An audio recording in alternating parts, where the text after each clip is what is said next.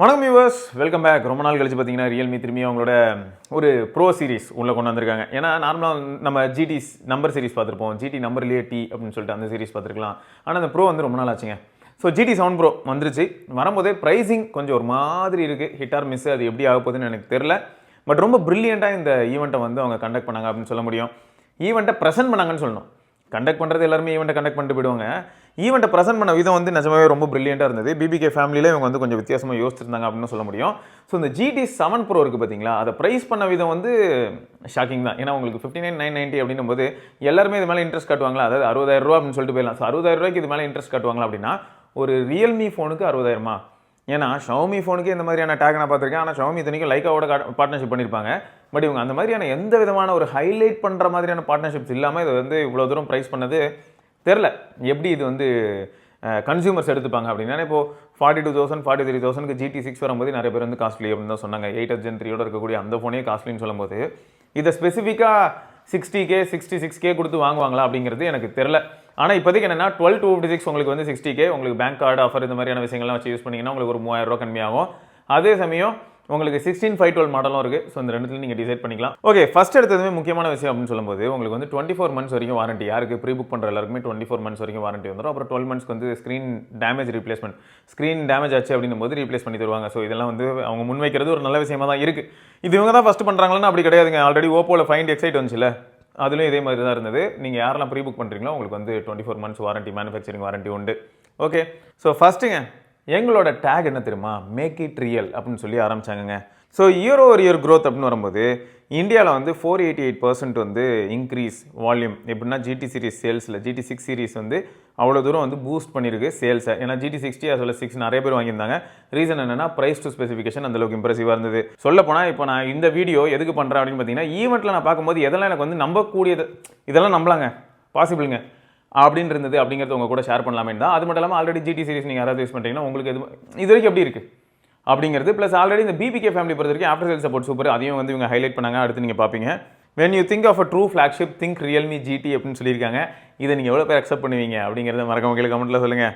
After sale service பொறுத்த வரைக்கும் பார்த்தீங்கன்னா 570+ வந்து 2025 பண்ணிவிடுவோம் அப்படின்னு சொல்லியிருக்காங்க பை 2025. அப்புறம் வி கேர் ஃபார் ரியல் அப்படின்னு ஒரு டேகை போட்டாங்க. இது எதுக்காகனா ஆஃப்டர் சேல் சப்போர்ட் ரியல்மி வந்து இருக்கலே பெஸ்ட்டாக கொடுப்போம் அப்படின்ற மாதிரியான ஒரு ப்ராமிஸ். ரியல்மி GT 7 ப்ரோ வந்து ஒரு பெரிய சிக்னிஃபிகண்ட் அப்கிரேட் அப்படிங்கிற மாதிரியான ஒரு சில ஹைலைட்ஸ் வச்சாங்க. அது மட்டும் இல்லாமல் explore the unexpected, unexplored design ஆச்சா ஊச்சானாங்க. ஆனால் இதில் ஹைலைட் என்னென்னா 8 Elite வந்து இந்த தடவை உங்களுக்கு ஆப்பிள் சிலிக்கான் A18 ப்ரோவோட பெட்டராக பர்ஃபார்ம் பண்ணிச்சு. அதாவது ஸ்கோர்ஸு, ரா பர்ஃபார்மன்ஸ் அந்த இடத்துல வந்து ஓவர்டேக் கிடச்சிருச்சு அப்படிங்கிறது ஹைலைட் பண்ணாங்க. ஹைலைட் பண்ணது மட்டும் இல்லாமல் இந்த கலர் ஒன்று அவங்க சூஸ் பண்ணியிருக்காங்களா, அது வந்து மார்ஸோட அந்த கிரேடியன்ட்லேருந்து இன்ஸ்பயர்ட் அப்படின்னு சொல்லி போட்டிருந்தாங்க. அப்புறம் இந்த பர்ஃபார்மன்ஸ் பூஸ்ட்டை பற்றி அவங்க என்ன சொல்கிறாங்கன்னா, தனிப்பட்ட முறையில் ரியல்மி சொல்லணும்னு இல்லை, இது வந்து குவால்காமோட விக்ட்ரி அப்படின்னு சொல்லலாம். ஏன்னா அவங்க வந்து கஸ்டம் ஓரியன் கோர்ஸ் யூஸ் பண்ணுறாங்க இல்லையா.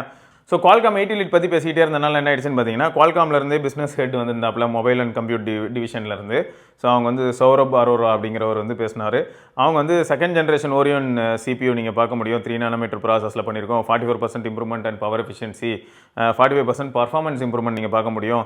இது எல்லாமே நம்ம நார்மலாக ஸ்னாப்ட்ராகனோட ப்ரெசன்டேஷனில் பார்த்த விஷயங்கள் தான் வச்சுக்கோங்களேன். ஸோ அதே மாதிரி இது வந்து மொபைல் கேமிங் அண்ட் லெவல்ட் அப் அப்படின்னு சொல்லி போட்டிருக்காங்க. ஸோ கம்ப்ளீட்டாக வந்து பார்க்க போனால் இந்த மொபைல் கேமிங் ஏன் லெவலப் ஆகுதுன்றதுக்கு Adreno GPU பற்றி மென்ஷன் பண்ணியிருந்தாங்க. உங்களுக்கு வந்து ரே ட்ரேசிங் மாதிரியான விஷயங்களில் செம இம்ப்ரூவ்மெண்ட் இருக்கும். 35% இம்ப்ரூவ்மெண்ட் அப்படிங்கிறதுலாம் சாதாரண விஷயம் கிடையாது. அதே மாதிரி GPU பர்ஃபார்மன்ஸில் 40%, பவர் கன்சம்ஷனில் 40% ரெடக்ஷனு. அப்புறம் உங்களுக்கு ஹெக்ஸகன் NPUன்னு சொல்லிட்டு நியூரல் ப்ராசஸிங் யூனிட் வந்து உங்களுக்கு AI மாதிரியான விஷயங்கள்லேருந்து, அப்புறம் அதை தாண்டி வந்து பார்த்தீங்கன்னா ISP மாதிரியான விஷயங்கள்லேருந்து எல்லாத்தையுமே வந்து ஹைலைட் பண்ணிட்டு இருந்தாங்க. ஏன்னா ISP பொறுத்த வரைக்கும் பார்த்தீங்கன்னா இந்த தடவை வந்து உங்களுக்கு பெரிய பூஸ்ட் இருக்குது. குவால்காமோட ISP யூஸ் பண்ணாலே உங்களுக்கு நல்ல அவுட்புட் வரணும். நீங்கள் ஸ்டாக் இமேஜஸ் எப்பயுமே எடுக்கிறீங்க இல்லையா, அது வந்து உங்களுக்கு டியூனிங் ஆஸ்பெக்டில் பார்க்கும்போது நாங்கள் தனிப்பட்ட முறையில் நிறையா ஒர்க் பண்ணியிருக்கோம். ஸோ இந்த ISP நீங்கள் ஸ்டாக் யூஸ் பண்ணும்போதே உங்களுக்கு சூப்பராக இருக்கும் அப்படின்னு சொல்லி ஹைலைட் பண்ணியிருந்தாங்க. ஸோ அதுக்கு தான் வந்து ISPயில் உங்களுக்கு 4.3 GB/s. ஸோ அந்தளவுக்கு வந்து பேண்ட்வித் ரொம்ப ஒய்ட் பண்ணியிருக்கோம். அவ்வளோ டேட்டா ப்ராசஸ் பண்ண முடியும் அப்படிங்கிறதையும் இந்த இடத்துல ஹைலைட் பண்ணியிருந்தாங்க. ஸோ அதுக்கெல்லாம் ஏற்ற மாதிரி தான் என்னாச்சுன்னு பார்த்தீங்கன்னா, ரியல்மியும் ஒரு சில கிளைம்ஸ் வச்சாங்க. அது வந்து கேமரா டிபார்ட்மெண்ட் போகும்போது நீங்களே பார்ப்பீங்க. ஸோ இப்போதைக்கு பர்ஃபார்மன்ஸ் ஆஸ்பெக்டில் பார்க்கும்போது 3 million ஸ்கோர் அப்படிங்கிறத ஹைலைட் பண்ணாங்க. PC level performance, extreme gaming. So கம்ப்ளீட்டாக எப்போ பாரு பர்ஃபார்மன்ஸும் கேமிங் பற்றி தான் பேசிகிட்டு இருந்தாங்க. ஏன்னா இவங்களோட ஆடியன்ஸ் யார் அப்படின்னும் போது யங்ஸ்டர்ஸ் தான். ஸோ யங்கர் ஜென்ரேஷன் கண்டிப்பாக எதை நோக்கி போவாங்க அப்படின்னும் போது மல்டி டாஸ்கிங், கேமிங் இந்த மாதிரியான ஆஸ்பெக்டில் தான் போவாங்க. ஸோ அதுக்கு ரெலவெண்ட்டாகவே இவங்க ஈவெண்ட் ஃபுல்லாகவே டேட்டா கொடுத்துட்டு இருந்தாங்க. அண்ட் இந்த ஐஸ்பர்க் VC கூலிங் சிஸ்டம் அப்படின்னு போட்டிருக்காங்கல்ல, இது வந்து சூப்பருங்க. 11,480 மில்லிமீட்டர் ஸ்கொயர்னு சொல்றது வந்து சீரியஸாக அல்டி தான். நல்ல கூலிங் மெக்கானிசம், ரொம்ப பெரிய ஏரியான்னு வச்சுப்போமே. இது வரைக்கும் நம்ம நிறைய ஃபோன்ஸ் பார்த்துருப்போம், அதை கம்பேர் பண்ணும்போது நல்ல பெரிய ஏரியாவில் தான் பண்ணியிருக்காங்க. ஸோ 30% வந்து பெட்டர் ஹீட் ட்ரான்ஸ்ஃபர் இருக்கணும் அப்படின்னு சொல்கிறாங்க. பார்ப்போம் ஸோ எந்த அளவுக்கு வந்து இது போகுது அப்படிங்கிறது தெரிஞ்சுக்கலாம். அதே சமயம் அப்போ குறுக்க நடுக்க வந்து சாம்சங்கோட S24 அல்ட்ராவை கூப்பிட்டு சப்புன்னு செவிலில் அரைஞ்சு அனுப்பி விட்டுக்கிட்டு இருந்தாங்க. கொஞ்சம் அநியாயமாக தான் இருந்தது. இப்போ இதில் கூட நீங்கள் பார்க்கலாம் இந்த டேட்டாவில் ஹை ஃப்ரேம் ரேட் வந்து அதாவது எந்த அளவுக்கு கண்டினியூஸாக நம்மளால் கேம் ஆட முடிஞ்சது, அதே சமயம் ஃப்ரேம் ரேட் வந்து எந்த அளவுக்கு கன்சிஸ்டண்ட்டாக இருந்தது அப்படிங்கிறதுக்கு சாம்சங்கை கூப்பிட்டு வச்சு அடிச்சு அனுப்புனாங்க.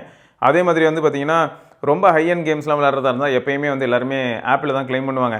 ஸோ அப்படிப்பட்ட ஆப்பிலே எப்படி இருந்தது அப்படின்னு சொல்லிட்டு அதுவும் காமிச்சாங்க. இந்த மாதிரி 2 மணி நேரத்துக்கு மேலே ஒரு என்விரான்மெண்ட் எப்படின்னா எக்ஸ்டர்னல் என்விரான்மெண்ட்டு 35 டிகிரி அந்த என்விரான்மெண்டல் டெம்பரேச்சர் இருந்தது. அந்த இடத்துல நாங்கள் கேமிங் ட்ரை பண்ணும்போது எங்களுக்கு ரியல்மியில் இந்த அளவுக்கு கன்சிஸ்டண்ட்டாக இருந்தது. FPS ப்ளஸ் பர்ஃபார்மன்ஸு, அப்புறம் மேக்ஸிமம் டெம்பரேச்சர் இவ்வளோ தான் ரீச் ஆச்சு. ஸோ இது எல்லாமே வந்து மென்ஷன் பண்ணியிருந்தாங்க. அதுவும் ஆப்பில் பீட் பண்ணியிருந்ததுங்க. சரியா? மொத்தம் GT7 Pro வாங்குற எல்லாருமே வந்து ஆப்பிளோட 16 Pro Maxை பீட் பண்ணிட்டீங்க அப்படின்ற மாதிரி டேட்டாவை அவங்க ஃபஸ்ட்டே கொடுத்துட்டாங்க. அடுத்து என்னன்னு பார்த்தீங்கன்னா 16GB 512GB தான் இருக்கலே ஹை அண்டு. அப்புறம் 12256 இருக்குது, அதான் என்ட்ரி லெவல். அது 60,000, இது 66,000. அப்புறம் இன்னொன்று என்னென்னு மென்ஷன் பண்ணியிருந்தாங்கன்னு பார்த்தீங்கன்னா LPDDR5X RAM யூஸ் பண்ணுறோம், UFS 4.0 இருக்க போகுது. So ultra durable and data rate வந்து தாறுமாறு. ஸோ இதெல்லாமும் ஹைலைட் பண்ணியிருந்தாங்க. ஸோ இப்போ தான் மெயினாக எங்கே வராங்க அப்படின்னு பார்க்கும்போது இந்த ரியல்மி டைட்டன் பேட்டரி அப்படின்ட்டு, அது கார்பன் சிலிக்கான் பேட்டரி தான். ஸோ அது வந்து 5800 mAh இருக்க போகுது. அது மட்டும் இல்லாமல் உங்களுக்கு 120 வாட் சார்ஜிங் மெக்கானிசம் நாங்கள் யூஸ் பண்ணுறோம்.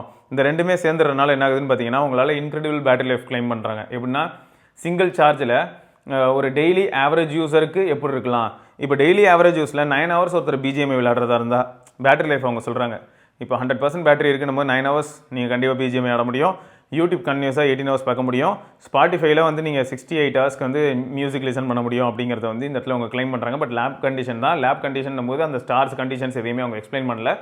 பட் லேப் கண்டிஷனில் இந்த 5800 mAhல நீங்கள் இந்த அளவுக்கு ஒரு பேட்டரி லைஃப் எதிர்பார்க்க முடியும் அப்படிங்கிறத அவங்க ஹைலைட் பண்ணுறதுக்காக ஒரு சில அப்ளிகேஷன்ஸ் வந்து ஹைலைட் பண்ணி காமிச்சாங்க.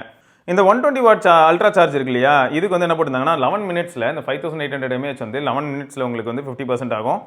4 years ஆஃப் என்டியூரன்ஸ் அப்படின்றாங்க. இது எதுக்கு சொல்ல வராங்கன்னு பார்த்தீங்கன்னா இந்த AI ஸ்மார்ட் சார்ஜிங் இது எல்லாமே சேர்ந்து கப்பல் ஆகும்போது சைனீஸ் எல்லாருமே சொல்கிறது என்னென்னா, சைனீஸ் பிராண்ட்ஸ் எல்லாருமே சொல்கிறது என்னென்னா 6000 mAh ஒரு ஃபோன் இருக்குது அப்படின்னா அதோட 20% டிப்ளீட் ஆகிறது அவ்வளோ ஈஸி கிடையாது. அப்படி 20% கிட்ட டிப்ளீட் ஆகணும்னா நிறைய பேர் இப்போ எந்த அளவுக்கு கிளைம் பண்ண ஆரம்பிச்சிட்டாங்கன்னு பார்த்தீங்கன்னா 20% கூட கிடையாது, 10% டிப்ளீட் ஆகிறதுக்கே வந்து உங்களுக்கு 1800 சைக்கிள்ஸ் தேவைப்படும் அப்படின்னு சொல்கிறாங்க, சார்ஜிங் சைக்கிள்ஸ். ஸோ இது எல்லாமே ப்ராக்டிக்கலாக பார்க்கும்போது எப்படி இருக்குன்னு பார்த்தா இப்போ லேட்டஸ்ட் பேட்டரி டெக்னாலஜி வந்து ரொம்பவே சூப்பராக இருக்குது இந்த மாதிரி தான் தெரியுது. அதுவும் முக்கியமாக சைனீஸ் இந்த பிளேயர்ஸ் கிட்ட. ஸோ அதை தான் இந்த இடத்துல இவங்க ஹைலைட் பண்ணாங்க. ஸோ முக்கியமாக வந்து இது ஏன் ஒரு அல்டிமேட் பர்ஃபார்மன்ஸ் காம்பினேஷன், அதாவது GT7 Pro ஏன் இவ்வளோ சூப்பரான ஒரு பர்ஃபார்மிங் டிவைஸாக வரப்போகுது அப்படின்னும் போது இது எல்லாமே கப்புல் ஆகுது அப்படின்னு சொல்லி இது எல்லாத்தையும் ஹைலைட் பண்ணாங்க.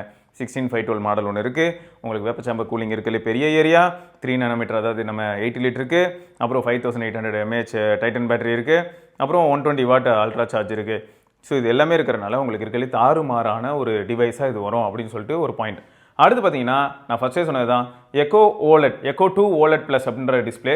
ஸோ இந்த டிஸ்பிளே வந்து ஒரு பெரிய ப்ளஸ் பாயிண்ட் இருந்தது. எப்படின்னு பார்த்தீங்கன்னா நார்மலாக ஃபோல்டபிள்ஸில் இருக்கக்கூடிய அந்த டிஸ்பிளே நாங்கள் வந்து ஃபோனுக்கு கொண்டு வந்திருக்கோம் அப்படின்னு சொல்லி சொல்லியிருந்தாங்க. ப்ளஸ் அது மட்டும் இல்லாமல் அந்த DCI-P3 வந்து 100% போட்டு அது மட்டும் இல்லாமல் 120% வரைக்கும் ultra white colour கேமட், so 20% even more colours அப்படின்னு சொல்லியிருந்தாங்க. அப்புறம் 6500 nits வரைக்கும் பீக் பிரைட்னஸ், ஹை பிரைட்னஸ் பொறுத்த வரைக்கும் 2000 nits வரைக்கும் போகும். ஸோ இந்த 2000 nits வரைக்கும் போகிறனால நம்ம டே டைமில் வெளியில் அவுட்டோரில் நம்ம ஃபோனை யூஸ் பண்ணும்போது செம பிரைட்டாகவும் கிளியராகவும் இருக்கும் அப்படின்னு சொல்லி ஹைலைட் பண்ணியிருந்தாங்க.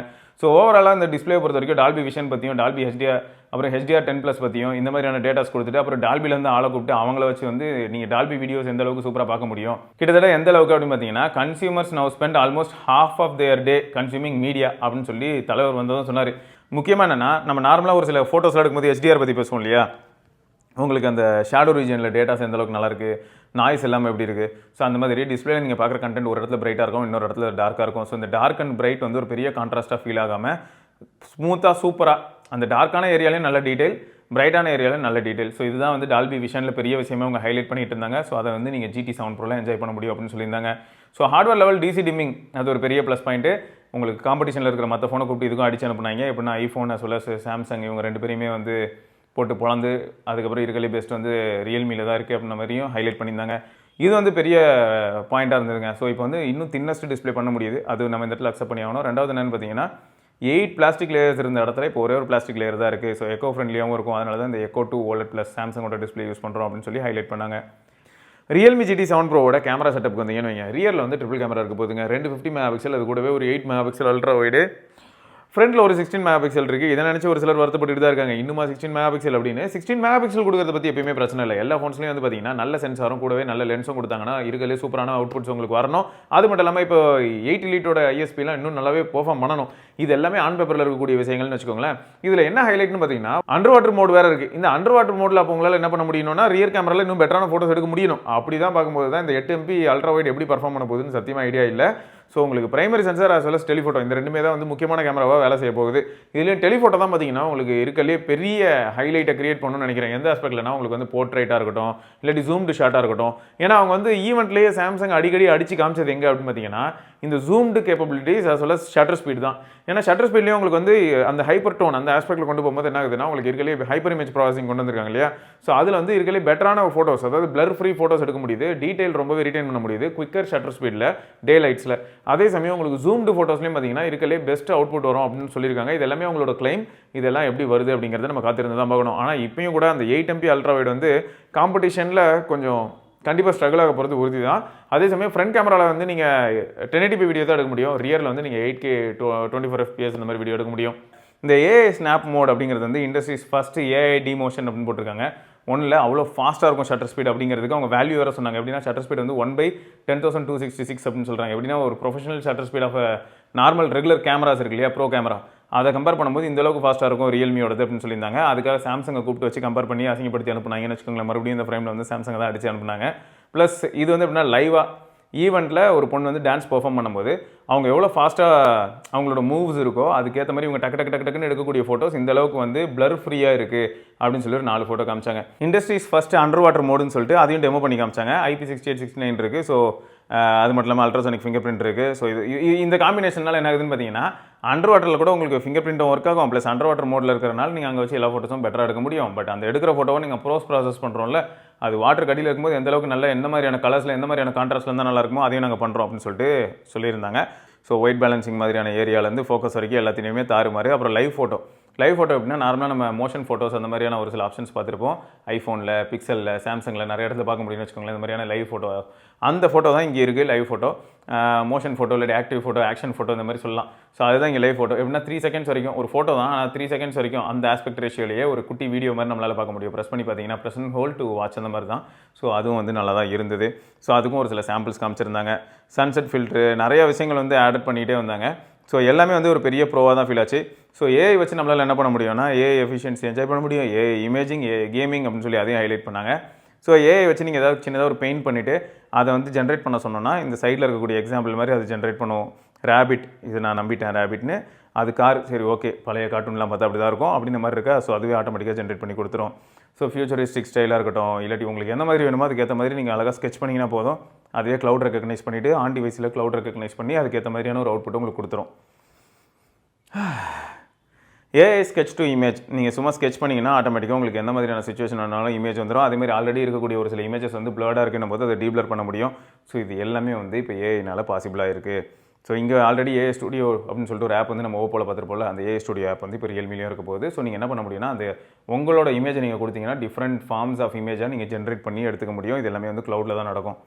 அடுத்து என்னன்னா எக்ஸ்ட்ரீம் கேமிங் எக்ஸ்பீரியன்ஸ் அப்படின்னு சொல்லி போட்டு 1.5K ரெசல்யூஷனில் 120 FPSல கன்சிஸ்டண்ட்டாக நீங்கள் விளையாட முடியும். ஸோ இருக்கலே தாறுமாறான கேமிங் கேப்பபிலிட்டிஸ். இதுக்கு பெரிய ப்ளஸ் பாயிண்ட் வந்து ரியல்மி UI6 அப்படின்னு சொல்லி, அது வந்து ஆக்சிஜன் OS கரெக்ட். ஆமாம், ரியல்மி ஆக்சிஜன் கலர் OS எல்லாமே ஒன்று தான். ஸோ அதுதான் இது அப்படின்னு சொல்லிட்டு அந்த ஐகான்ஸு, அப்புறம் அனிமேஷனு, அப்புறம் இதில் இருக்கக்கூடிய இந்த லைவ் அலர்ட்டு. ஸோ இப்போ ஏதாவது ஒரு ஆப்பில் நீங்கள் ஃபுட் டெலிவரி பண்ணுறீங்க, இல்லாட்டி ஒரு சில ஆப்பில் வந்து லைவாகவே நோட்டிஃபிகேஷன் வரணும் அப்படின்னும் போது இது எல்லாமே லைவ் அலர்ட்டில் இருக்கும். ஸோ எதையுமே நீங்கள் மிஸ் பண்ண மாட்டீங்க, ரொம்ப ஈஸியாக இருக்கும் அப்படிங்கிறதையும் சொல்லியிருந்தாங்க. அப்புறம் இருக்கிற எல்லா ஃபீச்சர்ஸும் ரியல்மி UI ஸ்பெசிஃபிக் ஃபீச்சர்ஸ் எல்லாத்தையுமே வந்து சொல்லியிருந்தாங்க. இப்போ பவர் அதாவது லோ பவர் மோடு இந்த மாதிரியான விஷயங்கள்லாம் நம்ம ட்ரிகர் பண்ணும்போது அதுக்கேற்ற மாதிரி எவ்வளோ எஃபெக்டிவாக சிஸ்டம் வைடு பக்காவாக பேட்டரி லைஃப் வந்து ப்ரொலாங் பண்ண முடியும். ஸோ இது எல்லாமே சொல்லியிருந்தாங்க. நிறைய நல்ல விஷயங்கள். டச் டு ஷேர் அப்படின்னு சொல்லிட்டு ஒன்றும் இல்லை, ஐஃபோனோட உங்களோட டிவைஸ்லேருந்து ஃபோட்டோஸோ வீடியோஸோ ஷேர் பண்ணணும்னு நினச்சிங்கன்னா அதையும் நீங்கள் பண்ண முடியும். அதுக்கும் ஆப்ஷன் இருக்குது அப்படின்னு சொல்லி ரியல்மி UI6 வந்து தேங்க் பண்ணாங்க.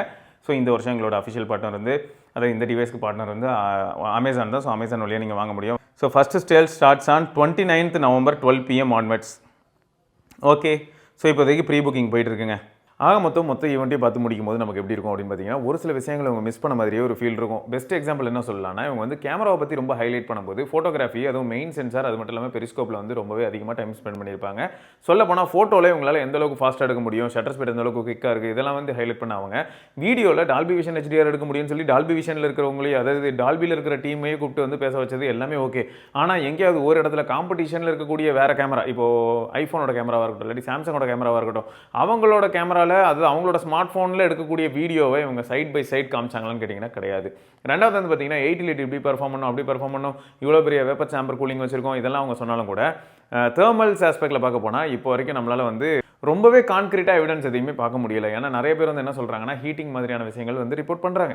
ஜென்ரல் யூசர்ஸ் வந்து பெஞ்ச் மார்க் ரன் பண்ணும்போது ஹீட் ஆகுது. ஸோ அதை நான் அக்செப்ட் பண்ணிக்கிறேன். பெஞ்ச் மார்க் ரன் பண்ணும்போது எல்லா ஃபோனும் என்ன பண்ணணும்னா இருக்கிறதுலே பீக் பர்ஃபார்மன்ஸ் எப்படி காட்டுறதுன்னு சொல்லி தான் ட்ரை பண்ணோம். பட் இருந்தாலும் ஒரு சிலர் வந்து கேஷுவல் யூஸ்க்கே ஹீட் ஆகுது இந்த மாதிரியான ஒரு சில ரிப்போர்ட் பண்ணுற மாதிரியான ஸ்க்ரீன்ஷாட்ஸ் வீடியோஸ் அதெல்லாம் இப்போதைக்கு பார்க்க முடியுது. பட் இதை வந்து ஃபிக்ஸ் பண்ண முடியுமா அப்படின்னு கேட்டிங்கன்னா தெர்மல் ஆஸ்பெக்டில் வந்து அவங்களால ஈஸியாக ஃபிக்ஸ் பண்ண முடியும். ஒரு அப்டேட் கொடுத்து 100 கலெக்ட் பண்ணிட்டு போயிட்டே இருப்பாங்க. ஓகேங்க. ஸோ இதான் ரியல்மி GT 7 Pro பற்றி ஒரு சில கருத்துக்கள். அது மட்டும் இல்லாமல் அவங்க ஈவெண்ட்டில் என்ன மாதிரி ஷோகேஸ் பண்ணாங்க அப்படிங்கிறத உங்ககிட்ட கொண்டு வந்து சேர்க்கலாம்னு சொல்லி ட்ரை பண்ணது தான், மற்றபடி வேறு எதுவும் இல்லை. ரைட்டு, எதோ நம்ம இன்னொரு பதிவில் சந்திப்பாக இருக்கும். சூப்பராக நீ பார்க்கலாம். பாய். வண்டியை விடாமல் நாள் கணக்காக சுற்றிக்கிட்டு இருக்கான். மறக்காம சர்ப்ரைஸ் பண்ணுங்க. தேங்க்யூ. என்ன ராமலிங்கம் ஆலைய பார்க்க முடியல, எப்படி இருக்க? நல்லதா இருக்க. நீ எப்படி இருக்க? நல்லா இருக்கானப்பா. மத்தவன் பேச்ச கேட்காதே, பெத்தவன் பேச்ச கேளு. யதோ யதோ கவசாக்கி, அதோ அதோ மிட்சுபிஷி, சௌபாக்கியா.